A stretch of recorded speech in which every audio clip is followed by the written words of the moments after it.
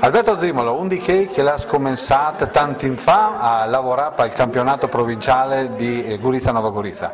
L'è finita, sei molto isolata.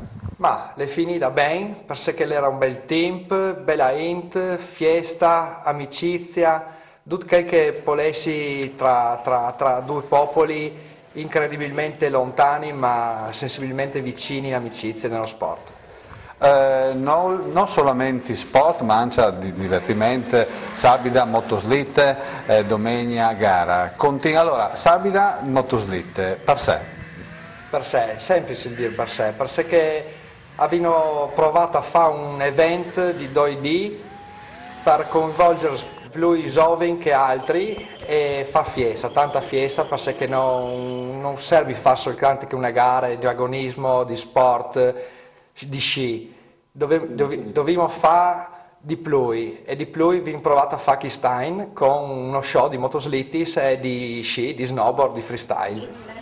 E la domenica si è molto isolata, è stata una bella fiesta, gara ufficiale e anche slalom parallelo. Oh sì, un bellissimo parallelo di sci, perché gli amici di Pordenone mi hanno invitato a fare questa gara qui, tra i migliori 8 Gorizia e Nova Gorizia e i migliori 8 pordenonesi.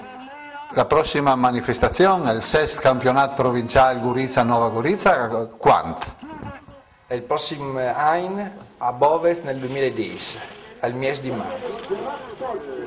Dal 2010, qualche novità? Sì, forse si esagera, ma non può dire di più. 20 campionati transfrontalieri Gorizia-Nova Gorizia, Presidente Taviano, come sono andati?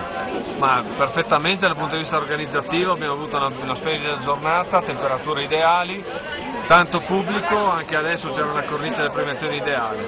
Dal punto di vista tecnico è andata molto meglio di alcuni anni fa, l'Italia si sta affacciando di nuovo tecnicamente ai primi posti, abbiamo visto un grosso lavoro fatto dalle nostre società, le società italiane, e cominciamo a stare dietro ai nostri amici della Slovenia.